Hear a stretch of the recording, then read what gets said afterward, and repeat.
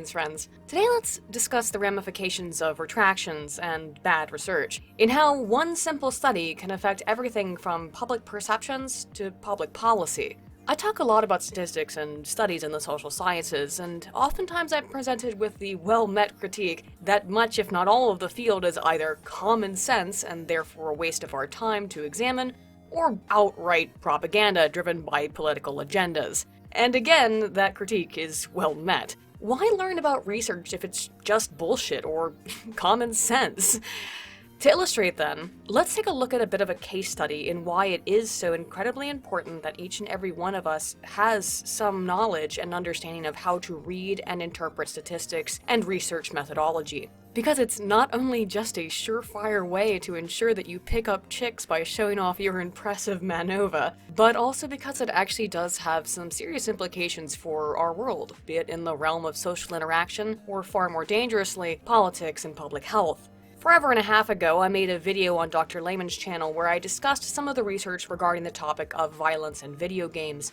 I described a number of meta-analyses and response papers on this topic. It was essentially a meta-dick-waving contest between Dr. Ferguson's 2007 meta-analyses and their findings, which found no observable associations between video games and violence, or only weak associations between gameplay and aggression, with a host of problems that they note regarding the measurement of aggression as a variable, something I'll mention briefly. And in contrast to that, the other meta-dickwave was Anderson, Bushman, and his colleagues in their 2010 meta-analysis, which found more or less the opposite of Ferguson, insisting a consistent and positive correlation between gameplay and aggression. Sorry, I know that came at you a bit fast, but we'll get into it.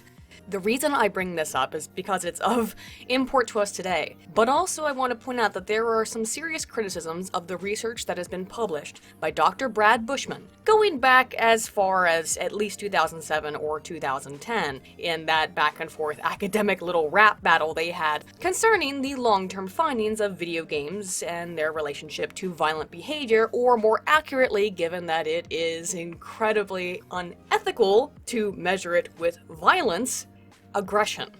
Well, at the time, I also critiqued Anderson and Bushman, the authors of, at that point, numerous pieces of research, and many pieces of research, which have found similar positive correlations between exposure to video games and violent behavior, or, again, aggressive behavior. Particularly, in part, as their response to the similarly very real and legitimate criticisms of their data from Dr. Ferguson were met with smugness, insisting on a consensus among academics on the validity of their methodology. And sure, there's validity in your methodology when you intentionally misrepresent the criticism you received.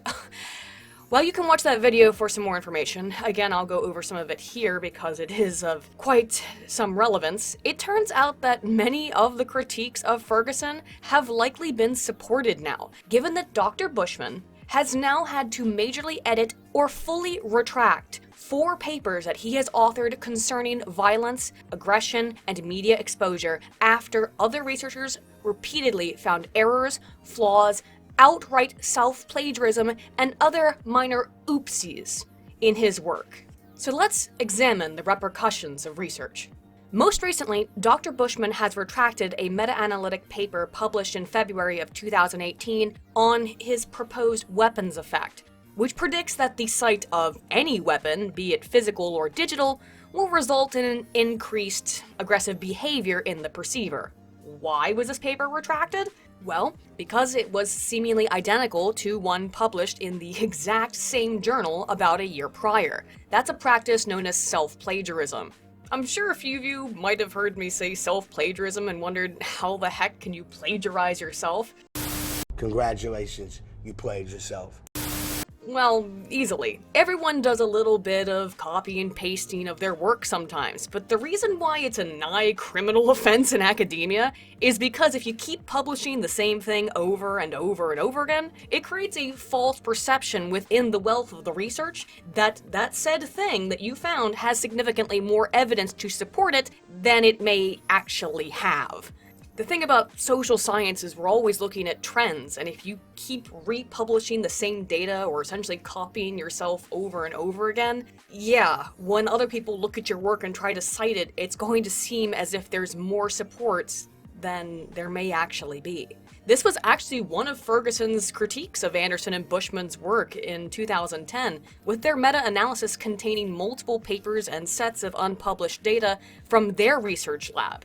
And while file drawer research, that is research that's not been publicly published in a journal, is often of extreme and great use to meta-analyses in order to avoid publication biases, when your own crap starts to inundate your meta-analysis, it means that the output of that meta-analysis will be skewed with a potential additional bias towards your own work, your own laboratory program, or to any individual researcher being cited over and over again. You're essentially fixing the game in your favor. Now, often this happens on accident, but we'll see what I'm talking about in trends of behavior as being a bit indicative that this is not the only time something like this has happened. And unfortunately, it is true. There's always going to be bias in research, be it publication bias, be it personal bias. That's why you have to state your biases when you go into things. And that's something I've said since basically moment one of this channel. We're all biased. We should just accept that we're all a bit biased and move forward with that understanding. How could you possibly attempt to ameliorate your personal biases if you don't accept you have any? And particularly in academic research, we have to try to reduce those biases as much as possible for the purpose of attempting to understand and examine empirical truths. And it seems as if Bushman's cohort was not particularly interested in that aspect. As Ferguson pointed out, given how they stacked the deck in favor of their own research by including so much of it in their meta-analysis. Now perhaps, the oversampling of self-submitted file drawer research was just a little error, was an oopsie. After all, this thing that I'm describing, this back and forth between Ferguson and Anderson et al. 2007, 2010 respectively, that's just two researchers having a little bitch slap. And the Anderson 2010 piece has in no way been retracted. But we'll soon see that such types of little slip-ups have become rather descriptive of Dr. Bushman's academic career. So, outside of the obvious and significant issues posed by self-plagiarism I've just described, there's also some potential financial issues at play here. You've probably noticed that most research lies behind a paywall, requiring a fee or a membership to view the data. And lads, that's why I shamelessly show off the tables and charts. And by the way, here in a card, and in the description as well, is a link to a video wherein Dr. Lehman walks you through the relatively easy process of accessing any of these papers. But the reason why they're behind paywalls is because despite the massive fees, every major academic department and college and university on the planet pays to have access to these journals, you know, maybe making you think that, therefore, in exchange, they would allow the public to view them. And by the way, when I say massive amount of money that departments pay, that's to the tune of about $3 to $3.5 million a year on average per university. It is so expensive that even freaking Harvard's library has claimed they cannot functionally afford it. But despite the fact that universities are paying for all this exclusive access, you'd think we'd have a little bit more than abstracts to work with, right? Let's just ignore the social sciences. Science in general has obviously significant impacts on all of our lives, and we'll see that even further. But why are academic journals behind these paywalls? Well, it's because in over 50% of cases, these academic journals are owned by very large, for-profit mega corporations. And not only are they out to price gouge the universities, they're gonna price gouge you too. I would expect what I just said to raise a number of ethical qualms in you, dear viewer, in that how can we expect these academic journals to approach science with a fair and unbiased hand when they're also in it to win it financially? And you're not alone in that concern. Seemingly countless academics, scientists, and researchers have, for years now, decried the economic forces currently representing the interests of more than half of all published research, and particularly in fields where it matters most gravely. Emphasis on the grave there, because it tends to be quite encompassing in biomedical journals. As of 2010, 80% or approximately thereby of all articles in the subject of chemistry were published under these large privately owned journals. By 2013, nearly 50% of all clinical and medical articles were as well. It was not always this way. with the top 5 private publishers representing only 20% of journals in 1973, according to a study by University of Montreal in 2013. But now, for-profit businesses publish 53% of academic journals. And they do it not just for profit, but for great profit, with Elsevier posting 40% profit margins in 2016. And hang on, I'm not dissing their profiteering inherently. I'm as capitalist as it gets. But we're looking at a potentially dangerous oligopoly here.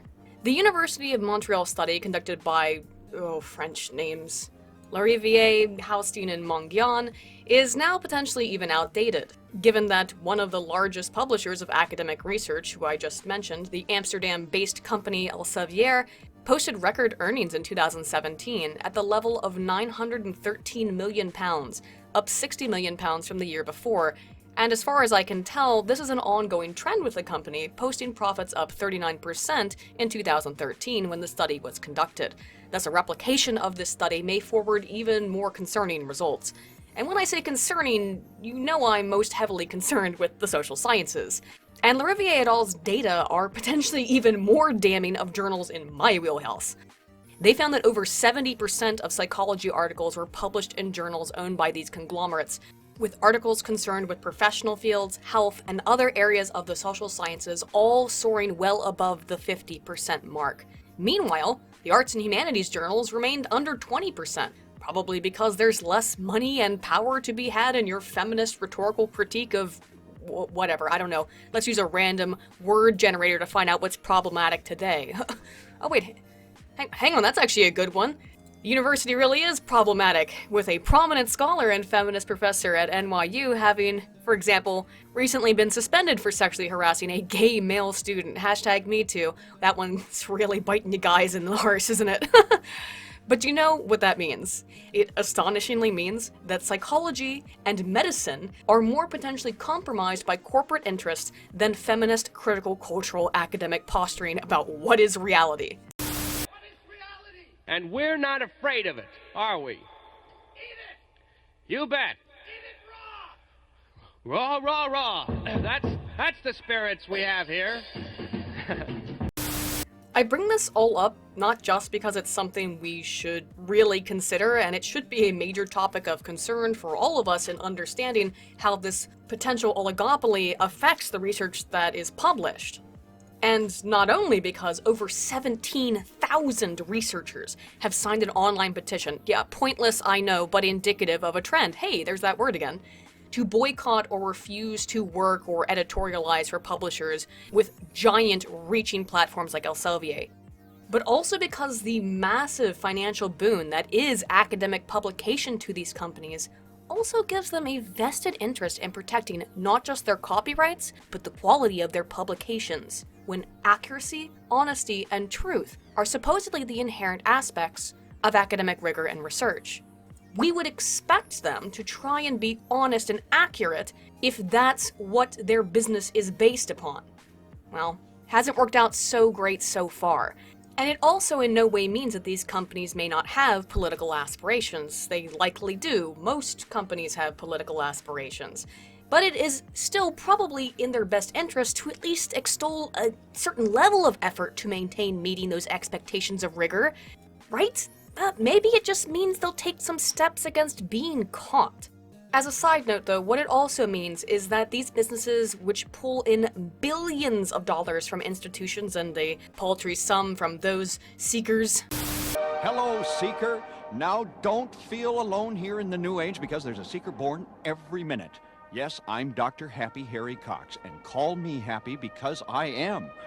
Because you're listening to another in a series of my mind-breaking records, Men Never Lived on Earth, which started off with I Came from Outer Space, followed by Strangers at Our Door, which includes the ultra-high-speed recording of real gas music from Jupiter. Out there, seekers of truth independently willing to reach beyond the paywall have a very vested interest in ensuring that sites like Sci-Hub don't exist, given that, in all honesty, friends, accessing an academic paper without going through the proper channels is legally quite similar to downloading anything else, even a car.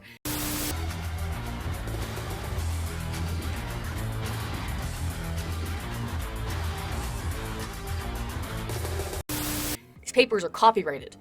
Thus, to go back to Bushman, if you forgot about him, self-plagiarism is also potentially quite damaging to the copyrights of one publisher when another holds the right to a study containing the same or nearly identical data. It's important to note this not just because we all should be, again, aware of the privatized nature of academic publishing being largely controlled, much like big tech actually, by a small cabal of organizations, but also because it illustrates that these companies should have a rationale for not continuing to allow papers or publications from a man 3 times retracted over a variety of crimes to the ivory tower, but most of all, self-plagiarism. Not only does it potentially damage their credibility through any retraction, which is the, again, foundation of the basic model of academic publishing, although damage to credibility had little effect on Elsevier given that they've been caught publishing hot bullshit articles paid for outright by pharmaceutical company Merck, oh hi Merck, between 2000 and 2005, and yet continue to rise in prosperity. The kind of self-plagiaristic behavior that Bushman engaged in ultimately would have had the potential to damage any company's copyright on the previously published data, were it published in another journal. And if you take a quick look at how eager these companies are to suckle every last shekel from small departments, requiring sometimes $1,000 per single journal access, and often forcing departments into instead buying carte blanche packages that no student will make use of in 80% of cases, that access, which is required for students and teachers to be both effective and successful, you know that these major companies are more concerned with the bottom line than ethics or anything else. Why then continually allow someone like Bushman to publish? Well, maybe it has something to do with the politics somewhere else down the line of publication. In the violent video game meta-analytical showdown of the back and forth between Anderson and Bushman in the Games Cause Violence corner, and Ferguson and his cohort in the Where Are the Proofs corner of 2010, another thing I would point out is the general tone of the works, in which, frankly, I think Bushman comes off as rude. He implies bias on the part of Ferguson and his cohort, being more or less brainwashed because they admit that they enjoy video games. And hey, state your biases and all that jazz, as I've always said. But while the Bushman et al. Publication entertains the notion that they might and potentially have some biases against video games, and that there are potential political motivations behind said biases, that claim is quickly dismissed. To me, it comes off as smug. But as I said, it was a bit of an academic rap battle, so I actually rather prefer it to be a proper throwdown. But in retrospect, with all the shit that Bushman has had to retract, that smugness takes on a bit of a different meaning. One of the things that they were so smug about were their academic credentials in terms of their sample size, with Ferguson et al.'s actual critique of the Anderson et al. 2010 meta being precisely that its inclusion of large samples of file drawer research skewed the data. Oh, calm down, calm down. And on the consensus of other academics on the topic of how meta-analyses should be conducted.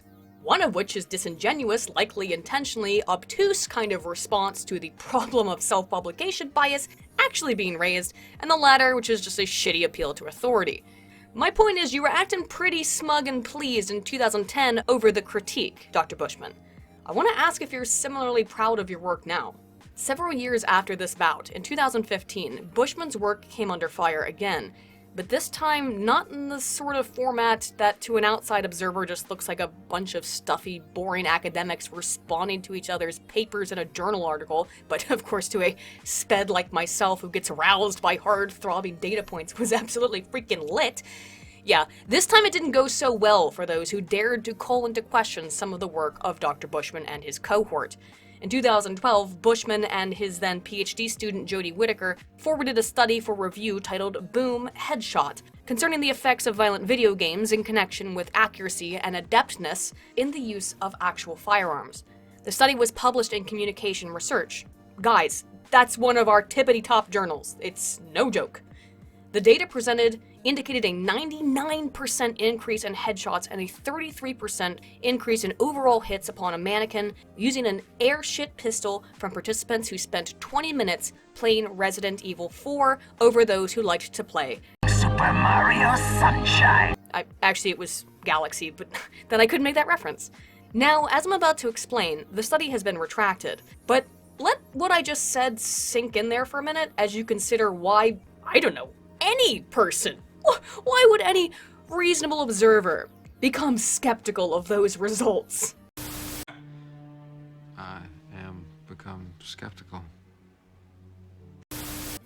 20 minutes of playing a third-person, over-the-shoulder, top-down toucher shooter as a pretty boy who controls like a tank, related to 99% increased accuracy with a facsimile of a pistol? Yes, I am become skeptical, destroyer of bullshit methodology. There are all kinds of things, by the way, to make you scratch your head on the very face of this study, with, for example, the authors claiming the games were played with a pistol-like controller, and while those certainly exist, they're not typically designed to work with many of the games assessed, and probably would have required significant modification, none of which is mentioned in the methods.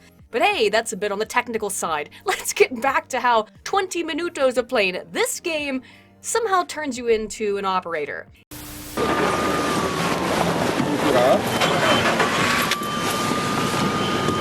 Let's go!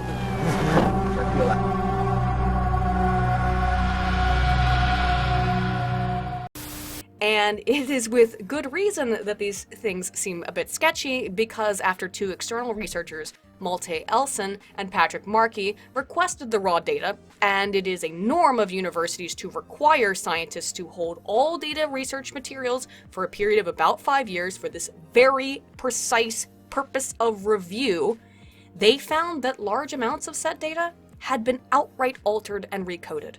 That means participants who played Resident Evil, but couldn't shoot for shit with the airsoft pistol, were oft reported in the final dataset as having played Mario Galaxy and vice versa. Anything to suit the narrative, huh? But remember, Bushman and his colleagues don't have an agenda, friends. Initially, the Ohio State University, at which Bushman and Jodie Whittaker published this research, failed to provide the requested raw data to Elson and Markey. Thus, Elson and Markey contacted the journal Communication Research, and even the data they were sent from the journal had indications of tampering, with an entire variable being absent. After OSU refused to cooperate, Elson and Markey released a public report on their concerns with the data, and in turn, OSU made complaints to both scientist institutions of employ, accusing them of some or other form of privacy violation, which resulted in investigations upon both men from said institutions.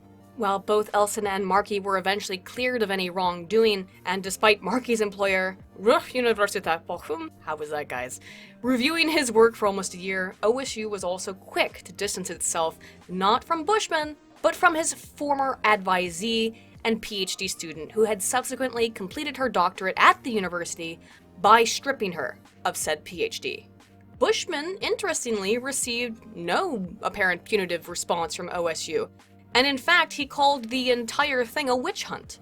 But let's be fair, this work was clearly part of Whittaker's doctoral thesis, that's why she lost her PhD, and it's also, hence why Dr. Bushman is listed as second author on the publication, rather than first. And while I'm sure that's all correct, first authorship also implies an air of responsibility, both for success and for failure in academia. Thus, any errors in the paper can be passed off onto the first author, as the subsequent contributors can kind of shrug it off, or at least downplay their involvement. And shrugging off retracted and redacted papers, while attention is focused upon the first author, coincidentally seems to have happened to Dr. Bushman rather frequently. In 2016, Dr. Bushman served as a co-author on a piece with Dr. Şeytan, sorry about that one too, Y and Alte, with Şeytan and Alte being both researchers working out of Faith University in Istanbul, Turkey. The study sought to identify the effects of violent cartoons on measures of intelligence in children, in this case being measured by the complexity of lexicon. Yeah, violent cartoons are bad too, Dr. Bushman, I get it. If you haven't figured it out, this guy has his finger in every single no fun allowed pie, doesn't he? Anyway, the results forwarded all kinds of interesting stuff, such as that intellectually gifted children were more prone to dislike violent cartoons, obviously, as they were too busy watching Rick and Morty. In reality, according to the study, and I put that in some air quotes there, they preferred to watch Arthur. Gee, would you describe this as a non-violent cartoon, Dr. Bushman? Now, how about a nice cup of tea? Wait, right here. I told you not to touch it!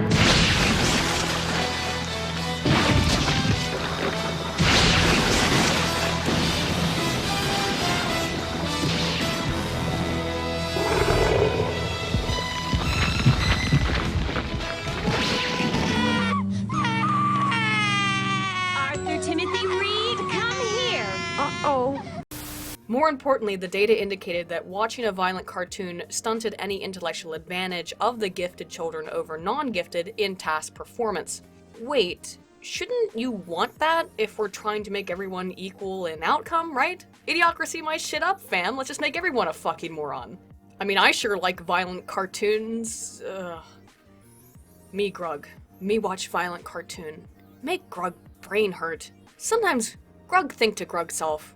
Long-nosed tribemen come to Grog's cave, say 6 long-nosed die in fire. 6? That a lot. Grog think Hullabunga fake. And it turns out it was fake. Not the Hullabunga. Let's not start that shit up again. The study.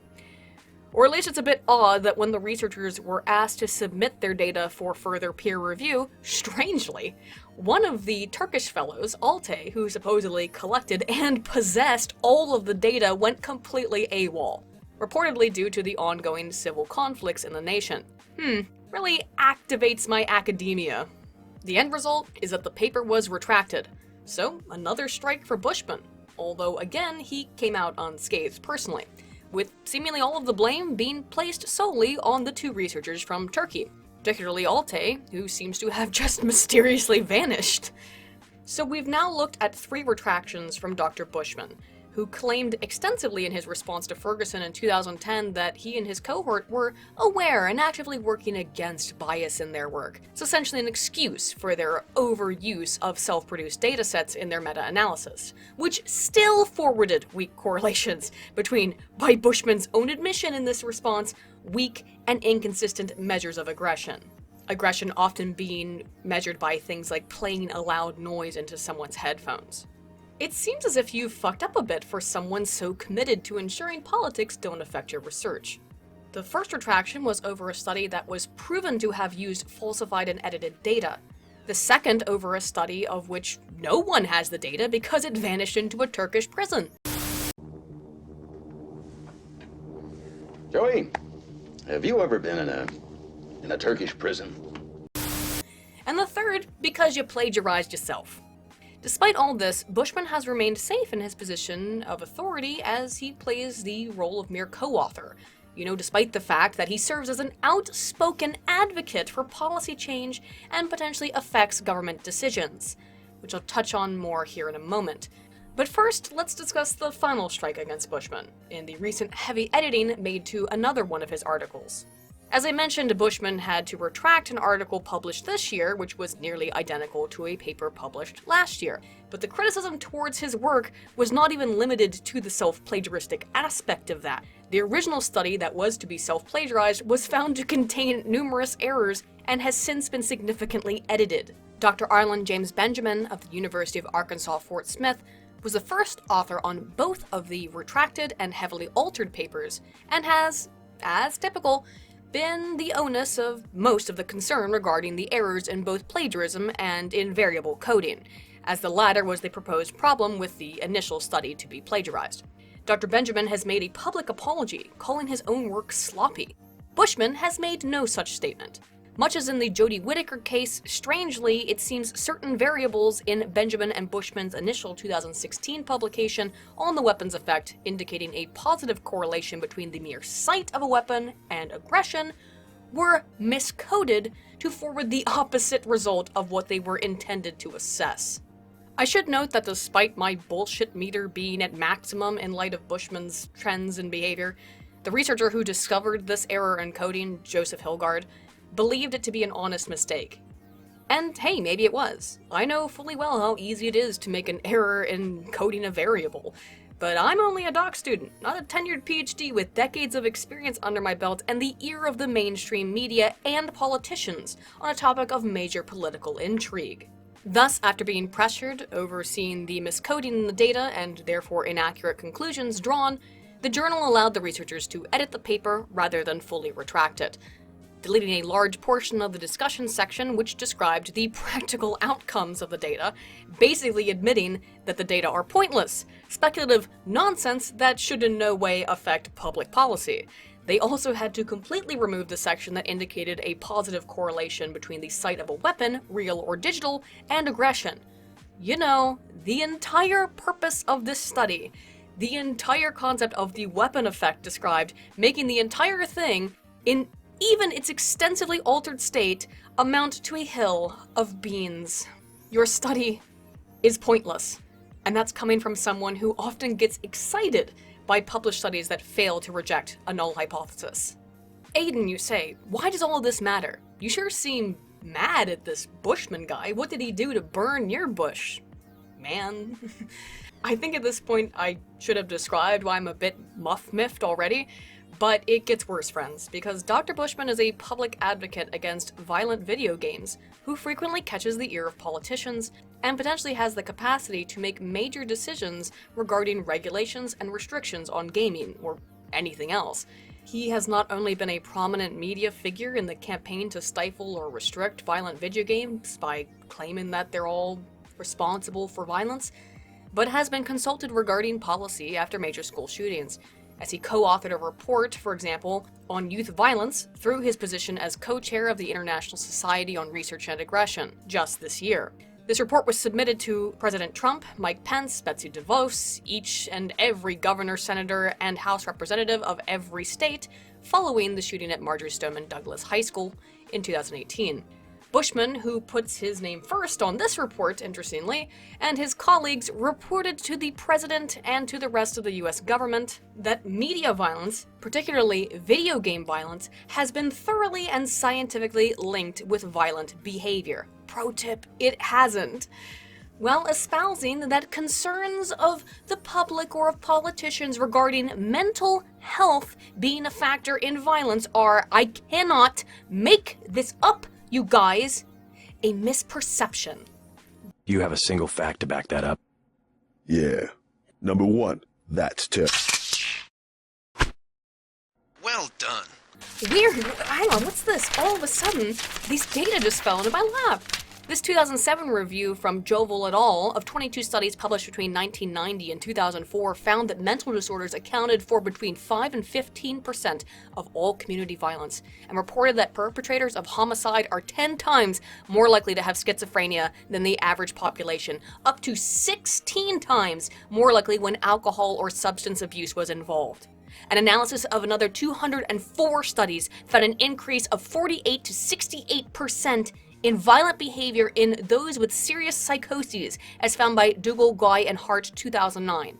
And there's this study from Faisal et al. 2009, which collected data from 11 countries with over 18,000 participants, and found that men with schizophrenia are 5 times greater risk of violence, with women close behind at a 4 times increased risk.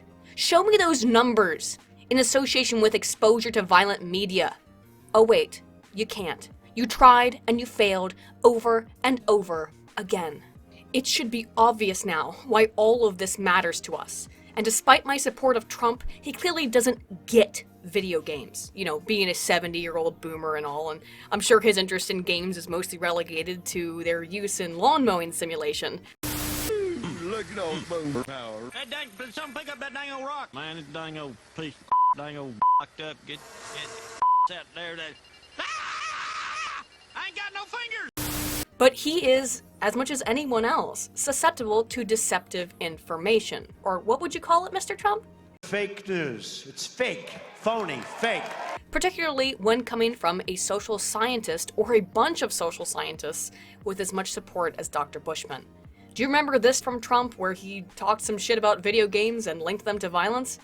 And also video games. I'm hearing more and more people say the level of violence on video games is really shaping young people's thoughts.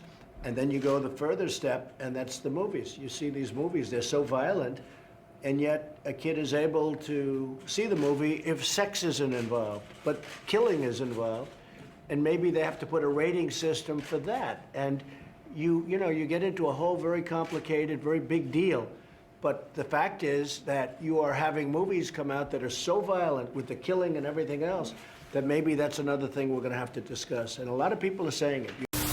Yeah, it was after he received this report. This matters. I don't know Dr. Bushman. I've never met him. But here's what I can say. His work seems sloppy at best. He signs his name onto projects and research intended seemingly only to prove his political perspectives regarding violence in media, and then seemingly skulks off into hiding and ignoring any criticism when the hammer comes down on poor methodology, allowing the first author to take all of the blame. And someone should take the blame when it turns out the only way you can provide any evidence for something to the tune of 1,000 studies have tried and failed to associate is to outright manipulate the data. This is a pattern now, Dr. Bushman, and as social scientists, as I said, we need to look at trends and patterns. I have presented a pattern of behavior towards research which I find disrespectful and even outright dirty, and that's me being polite. You know, I wouldn't be so keen maybe to be such a cunt in my analysis here if he wasn't he himself so dang smug in his response to Ferguson, and so unwilling to admit his own faults. The point is, research very, very potentially shapes our lives in multivariate ways, and bad research as a basis for policy can lead us down roads of action that are majorly destructive. And here's why. The Academy, despite all of the shit I always talk about it, is still respected as a source of truth. And if beauty can launch 1,000 ships, you better believe that, well, belief can. 20 years ago, Dr. Andrew Wakefield and several colleagues published a study linking autism to vaccinations for measles, rubella, and mumps in 12 children in their study. And Jenny McCarthy hasn't shut her trap about it since. In a large part because of this study, thousands, maybe hundreds of thousands of people now believe that vaccines cause autism, including Trump, once again. Thing is, the paper was bullshit, with a 2004 investigation finding every single case was altered, misrepresented, or outright fraudulent. And although eventually the paper was retracted, with Wakefield losing his medical license in the process, the retraction did not occur until 2010.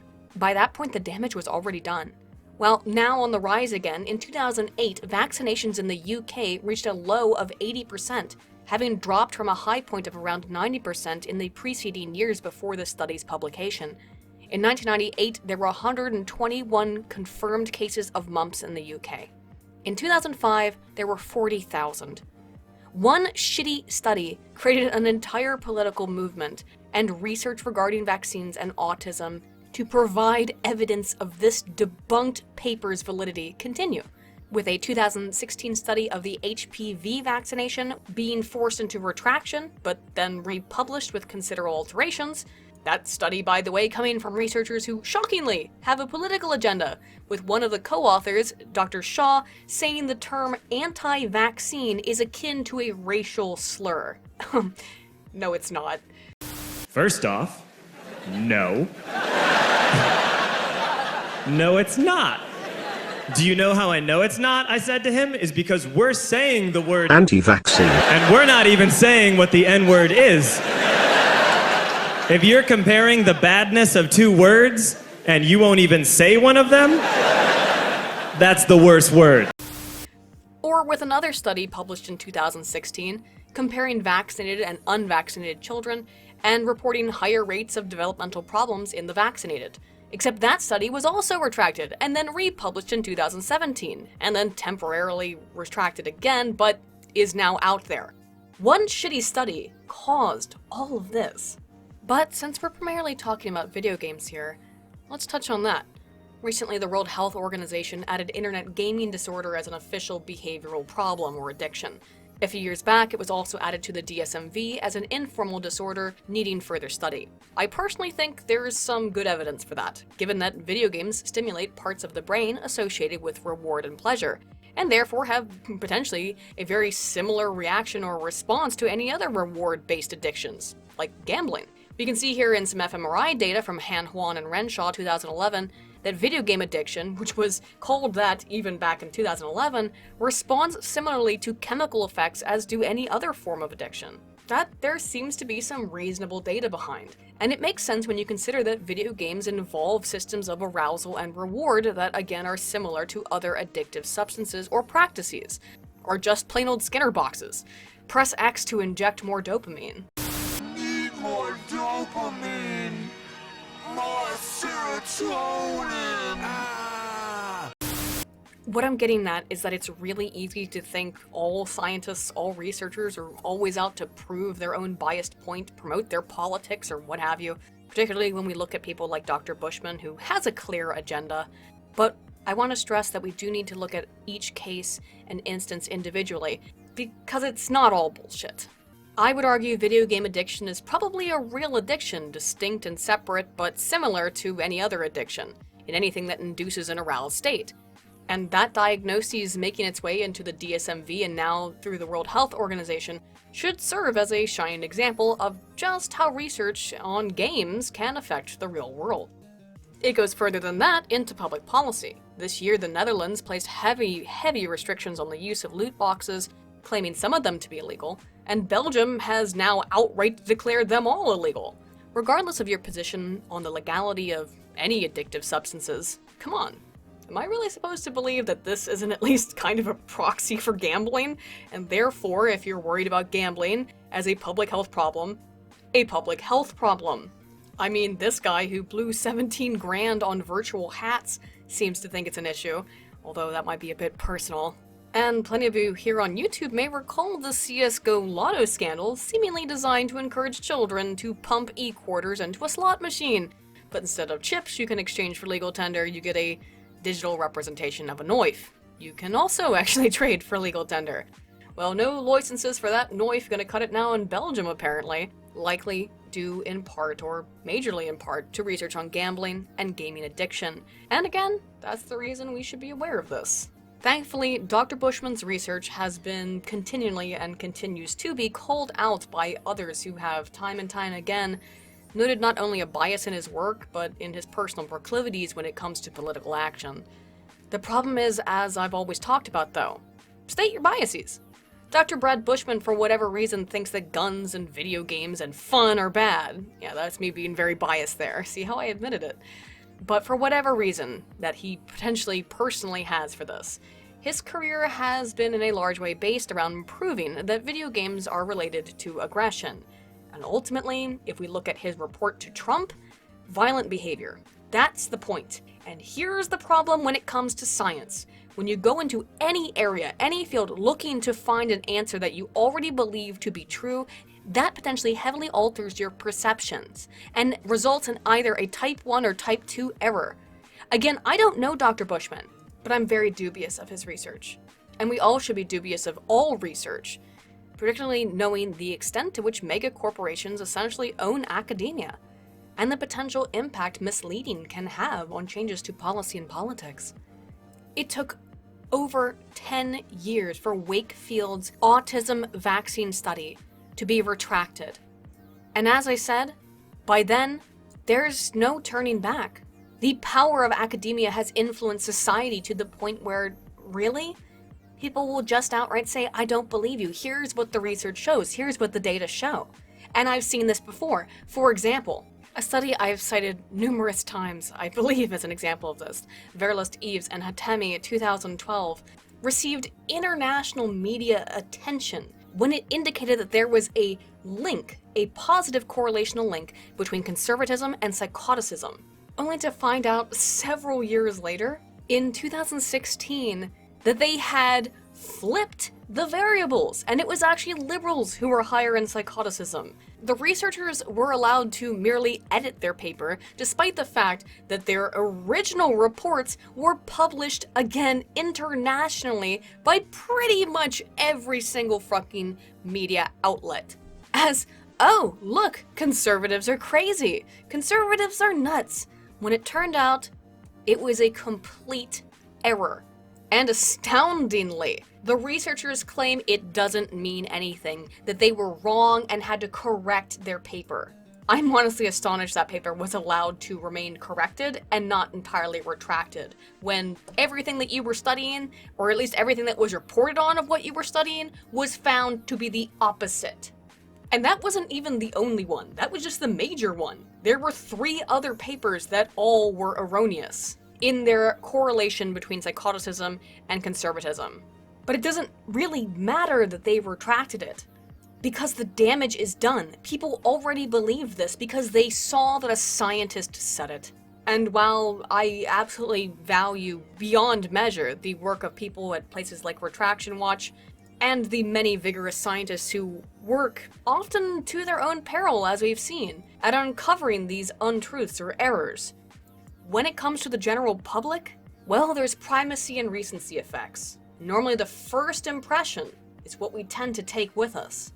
So when you publish bad data, particularly when you knowingly publish bad data, you have the potential to have far, far more long-reaching effects upon the public than even an academic retraction does.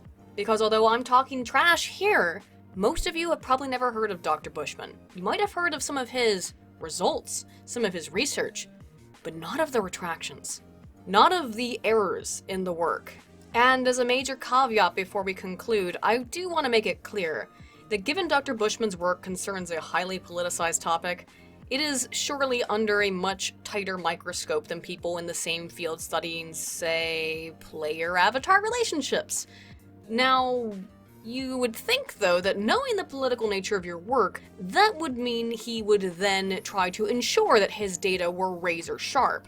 But for some reason, he keeps making these wee little slip-ups, you know, like losing all of the data, having it be recoded and falsified, or engaging in self-plagiarizing. And as Bushman himself noted in his response to Ferguson, he's well aware of the political nature of his field. So I know he knows he shouldn't be publishing papers without crossing every T, dotting every I, and checking the work twice, because you know people are watching. As I've said, we're seeing a trend, not a bunch of simple mistakes, at least in my opinion. Which brings me back to a question I kind of raised earlier. Why would these massive for-profit companies that control the majority of academia publication at this point continually risk their potential reputations, or more importantly, their profits, to publish work from a guy like Bushman? I don't think they have any real financial incentive other than to get as much out as possible, or, as I said, because most people will pay attention to the initial response, particularly if it agrees with their politics or the things they already believe. Very few people get notified about retractions. To this day, most people who believe that vaccines cause autism have no idea that the Wakefield paper was retracted. Or so I would surmise. I don't have data for that one. But overall, I do think that these major companies have a vested interest in finances and in economics. That actually might mean that they're potentially more trustworthy than university-based institutions, given that the university system has been, well, thoroughly taken over. Okay, last question. Do you teach students? I do. Huh. And do you teach them that the First Amendment does not apply to people they disagree with? I teach them to think critically, and that's why I'm very open about my anti-fascism and my anarchism. So if someone in your class said, you know what, I'm a Trump voter, I'm against affirmative action. I've had those, and I encourage them to research and explore and hold them to the exact same standards that I hold any other student. Yeah, I bet. I did. By a certain political ideology. Thus, I would say, although it's easy to blame these giant companies, it's more likely that the bias occurs somewhere else down the line in how these papers get published in these reputable journals. I certainly have looked, and I can say that I haven't found any particularly strong connections between the Raux Group, that's the company that owns Elsevier, as well as LexisNexis and others. There's about 3 other major corporations, I didn't look at them, but I couldn't find any between the Raux Group and any kind of particular political lobbying. I found some, but it was mostly related to copyrights and trademarks, which you would expect. In fact, they supported some of Trump's legislation last year, but have also lobbied for the Affordable Care Act, so it seems up in the air to me. Frankly, when it comes to companies like Raux Group, Elsevier, LexisNexis, all of them, their potential scumbaggery is more on a level of Scrooge McDuck, less on the level of Saul Alinsky. The problem here originates in the individual journals, as I said. Although we're supposed to be unbiased, it's always a bit impossible. So when you come across a paper for review and the data supports your worldview on video games and violence, maybe you won't take a closer look at the methodology. It could also be all totally innocent, in that it was just a mistake, or it could be that editors are rushed due to time constraints and pressure. I can't say where down along the line of publication that these bumps and roadblocks occur, or what causes them, but I know where the trail starts. It's on Dr. Bushman's desk. You all know the idiom, teach a man to fish. Well, I see learning about statistics and research methods as a good way to teach a man to smell something fishy. And considering that there are researchers out there like Dr. Fuji Yoshitaka, who in 2012 was found to have published 171 papers containing fraudulent data, putting the total number of retractions on his research record to 183 in the field of anesthesiology, and you can check out Retraction Watch's website for their leaderboard of offenders. Yeah, it's a bit fishy. And as such, just some things to keep in mind every time we hear about this or that new study or this or that new finding. The sea of science is often rather foul. If you've enjoyed this video, please be sure to like and subscribe. If you also found anything of which I have described here of particular interest, I would again highly suggest that you check out the Retraction Watch website. It will be linked below and here. It is fascinating and they do great work there. We do have to hold these academics accountable. I'm Aiden Paladin, all ton of olds.